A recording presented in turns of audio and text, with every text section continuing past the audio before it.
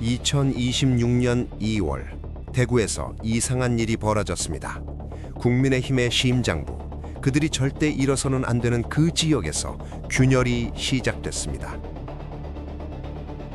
TK 의원들이 당 지도부에 공개적으로 반기를 들었습니다. 한동훈이 제명 이후 처음으로 대구 한복판에 나타났습니다. 그리고 그는 이렇게 말했습니다. 윤석열 노선을 끊어내겠다. 이건 단순한 정치 뉴스가 아닙니다. 지금 보수 진영 내부에서 권력의 판이 움직이고 있습니다. 한국 정치에서 보수가 분열할 때마다 무슨 일이 일어났죠? 새로운 정당이 생겼습니다. 선거 지형이 바뀌었습니다. 정권이 바뀌었습니다. 그 역사가 지금 다시 반복될 수 있습니다. 2월 중순 국회 대구 경북 행정통합 특례법안이 상정 직전 보류됩니다. 표면적 이유는 추가 검토 필요. 하지만 내막은 달랐습니다. TK 의원들은 분노했습니다. 당 지도부가 우리를 배신했다는 목소리가 나왔습니다. 일부 의원은 공개 비판 성명까지 냈습니다. 왜 이게 중요한가? TK 즉 대구 경북은 국민의힘의 철옹성입니다. 역대 선거에서 70에서 80% 득표율을 기록한 지역입니다. 이 지역 없이 보수 정당은 정권을 잡을 수 없습니다. 그런데 지금 그 기반이 흔들리고 있습니다. 행정통합은 단순한 지역 정책이 아니었습니다. 이건 TK 지역의 정체성과 미래 비전이 걸린 문제였습니다. 30년 이상 논의된 이슈였고 지역 주민들은 이를 통해 경쟁력을 회복하길 바랬습니다. 그런데 당 지도부는 이를 보류했습니다. 왜일까요? 가능성은 두 가지입니다. 첫째, 당 지도부가 다른 지역 반발을 우려했을 가능성. 행정통합이 선례가 되면 다른 지역도 요구할 수 있기 때문입니다. 둘째, 내부 정치적 계산. TK 의원들의 영향력이 너무 커지는 것을 견제하려 했을 가능성. 어느 쪽이든 결과는 같습니다. TK와 당 지도부 사이에 금이 갔습니다. 제명 49일 만입니다. 2월 말 한동훈이 대구 서문시장에 나타났습니다. 공식 정치활동 재개 신호였습니다. 그는 상인들과 악수했습니다. 시민들과 셀카를 찍었습니다. 그리고 기자들 앞에서 이렇게 말했습니다. 죽이 되든 밥이 되든 나서겠다. 윤석열 노선을 끊어내겠다. 이 두 문장이 가진 의미를 분해해 봅시다. 죽이 되든 밥이 되든 이 말, 이건 출마 시사입니다.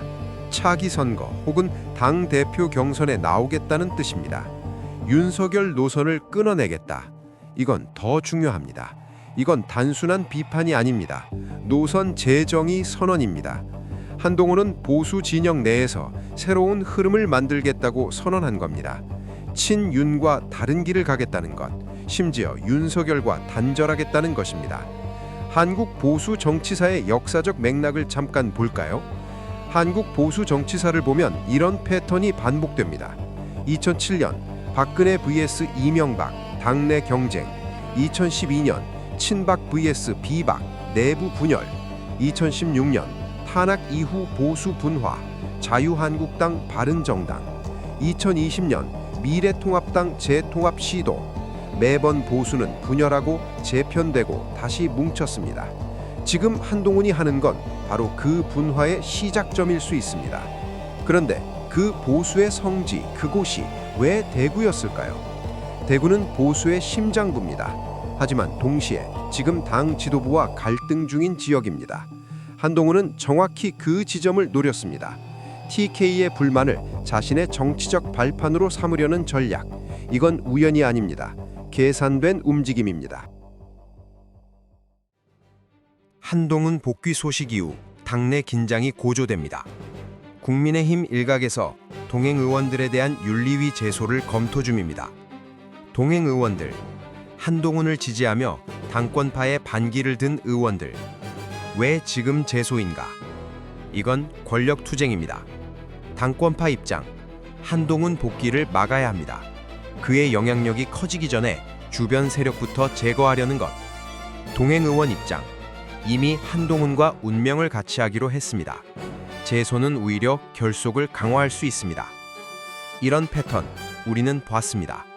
2016년 친박 vs 비박 갈등, 윤리위 징계, 제명, 탈당, 신당 창당. 결국 보수는 둘로 쪼개졌습니다.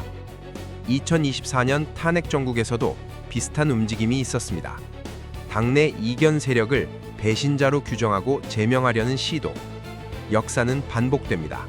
그리고 지금 그 반복이 다시 시작되려 하고 있습니다. 이건 단순히 규정 적용이 아닙니다. 심리전입니다. 누가 먼저 굴복하는가? 누가 당을 떠나는가? 누가 여론의 지지를 얻는가? 지금 보수 진영 내부에서는 이 게임이 진행 중입니다. 자, 이제 미래를 그려봅시다. 앞으로 6개월에서 1년 사이 보수 진영에는 3가지 시나리오가 가능합니다. 시나리오 1은 봉합 후 체제 유지. 당 지도부와 TK 그리고 한동훈 세력이 타협합니다. 행정통합법안이 다시 추진되고 한동훈에게 일정한 역할이 주어집니다. 확률 30%. 이 시나리오는 단기 안정을 가져올 수 있습니다. 하지만 근본적인 갈등은 해소되지 않습니다. 시한폭탄을 안고 가는 것입니다. 시나리오 2는 무소속 돌풍 세력 재편. 한동훈과 동행 의원들이 탈당합니다. 무소속으로 활동하며 여론의 지지를 모읍니다. 차기 선거에서 일정 의석을 확보합니다. 확률 40%. 이건 가장 역동적인 시나리오입니다. 2020년 총선에서 무소속 후보들이 상당한 선전을 한 선례가 있습니다. 특히 TK에서 무소속 보수 후보가 나온다면 기존 구도를 깰 수 있습니다. 시나리오 3은 보수 분화. 한동훈 세력이 신당을 창당합니다. 새로운 보수를 표방하며 기존 국민의힘과 경쟁합니다. 보수 진영이 2개 또는 그 이상으로 쪼개집니다. 확률 30%. 이건 가장 파괴적인 시나리오입니다. 하지만 동시에 가장 혁신적인 가능성도 있습니다. 2017년 바른정당 사례를 보면 신당은 초기에는 주목받지만 선거에서 고전하는 경우가 많습니다. 하지만 만약 한동훈이 TK 기반을 일부라도 가져간다면 게임 체인저가 될 수 있습니다. 이 모든 시나리오는 핵심 변수가 있습니다. 결국 모든 것은 3가지 변수에 달려 있습니다. 첫 번째, TK가 누구를 선택하는가. 두 번째, 한동훈이 얼마나 대중적 지지를 확보하는가. 세 번째, 당 지도부가 얼마나 유연하게 대응하는가. 2026년 2월 대구에서 시작된 작은 균열. 이건 단순한 지역 갈등이 아닙니다. 이건 보수 재편의 신호탄일 수 있습니다. 분열일까요? 아니면 재건의 시작일까요? 우리는 지금 역사가 쓰이는 순간을 목격하고 있습니다.